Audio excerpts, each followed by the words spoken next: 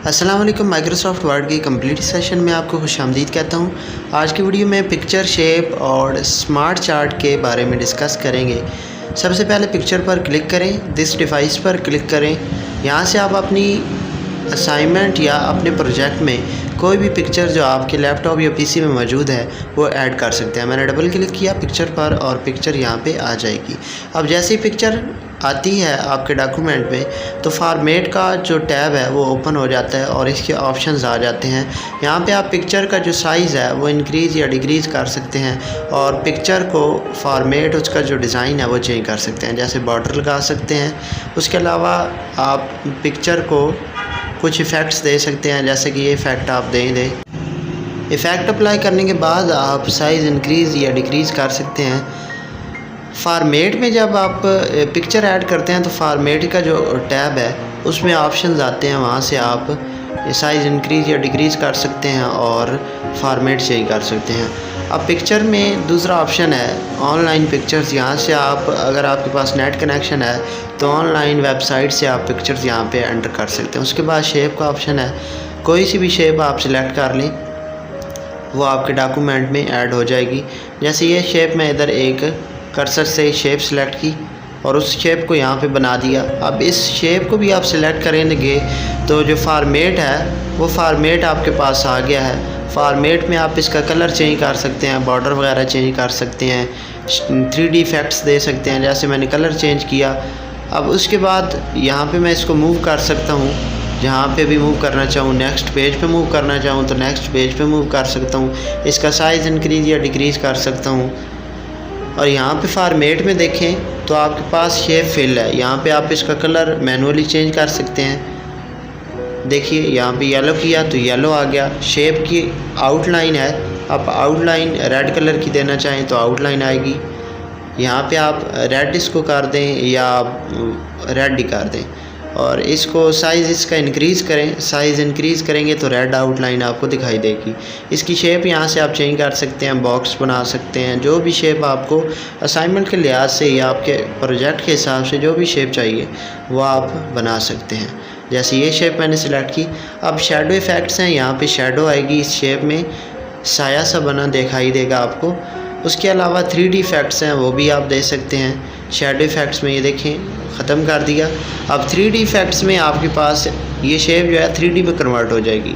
अब देखिए सिंपल है, लेकिन मैंने यहाँ पे क्लिक किया तो देखिए 3D इफ़ेक्ट आपको शो हो रहा है। तो ऐसी फॉर्मेट में बहुत सारे ऑप्शंस हैं, आप अपनी असाइनमेंट या प्रोजेक्ट के हिसाब से डिसाइड करेंगे कि आप कौन सा यूज़ करना चाहते हैं। उसके अलावा है स्मार्ट आर्ट। यहाँ पे आप कोई असाइनमेंट वगैरह बना रहे हैं तो उसमें बहुत ज़्यादा यूज़ किया जाता है इसका। आप अपनी इन्फॉर्मेशन को ऑर्गेनाइज़ करना चाहते हैं, अच्छे तरीके से रिप्रेजेंट करना चाहते हैं तो आप कोई सा भी जो शेप है, स्मार्ट आर्ट है, वो एंटर कर सकते हैं।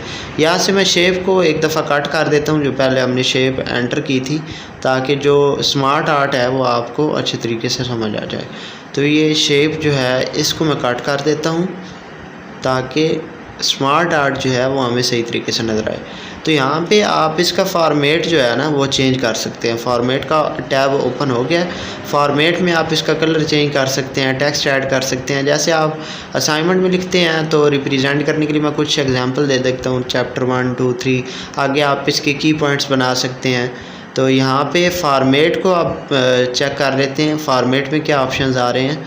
तो यहाँ पे क्लिक करें, फॉर्मेट पे क्लिक करें और फॉर्मेट पे आप देखें कोई सा भी कलर आप बॉक्स का चेंज कर सकते हैं। तीनों बॉक्स जो हैं वो अलग कैटेगरी में है, तो तीनों बॉक्स का जो कलर है वो अलग से चेंज होगा। तीनों में जो शेडो इफ़ेक्ट्स है वो अलग से आ जाएगा। शेप आपकी जो फिल करेंगे वो अलग से आ जाएगी तीनों में। उसके बाद है कि आप इसकी आउटलाइन चेंज करेंगे तो आउटलाइन भी अलग तरीके से आ जाएगी। यहाँ पे वर्ड आर्ट है, जो आपने टेक्स्ट लिखा है उस टेक्स्ट को आप इफ़ेक्ट दे सकते हैं, बॉर्डर वगैरह दे सकते हैं। अब जैसे हर बॉक्स में अलग टेक्स्ट लिखा हुआ है तो हर बॉक्स का जो आप वर्ड आर्ट है वो अलग से डिसाइड करेंगे कि इस बॉक्स में कौन सा कलर और कौन सा वर्ड आर्ट आए। शेप इफ़ेक्ट है, आप शेप दे सकते हैं, शेडो देना है आपने, रिफ्लेक्शन देनी है, सॉफ्ट एजेस करने हैं, या जो भी 3D शेप आपने देनी है वो आप दे सकते हैं। जैसे मैंने अप्लाई की तो यहाँ पे कुछ 3D इफ़ेक्ट्स आ गया है। उसके बाद इंसर्ट में ऑप्शन है आपके पास चार्ट्स का। अपनी इन्फॉर्मेशन को आप अच्छे तरीके से ऑर्गेनाइज़ करना चाहते हैं, डिस्प्ले करना चाहते हैं, तो आप चार्ट्स का इस्तेमाल कर सकते हैं। अब ये कई अक़साम के हैं, लिस्ट में देखें। उसके बाद आप सर्कल टाइप का सिलेक्ट कर लें यहाँ से। जैसे ही आप सिलेक्ट करेंगे चार्ट आपके पास ओपन हो जाएगा और उसके साथ ही एक एक्सेल की शीट आपके पास ओपन होगी। इस शीट में आपने एंटर करना है, ये जो 4 खाने अब सर्कल के आपको नज़र आ रहे हैं उनमें इंफॉर्मेशन किस टाइप की हो वो आपने बता देना है। तो यहाँ पे फर्स्ट में आप लिख दें, आप कोई गैसेस वगैरह की परसेंटेज बताना चाह रहे हैं, तो जैसे मैं असाइनमेंट में कर देता हूँ, कुछ यहाँ पे लिख देता हूँ।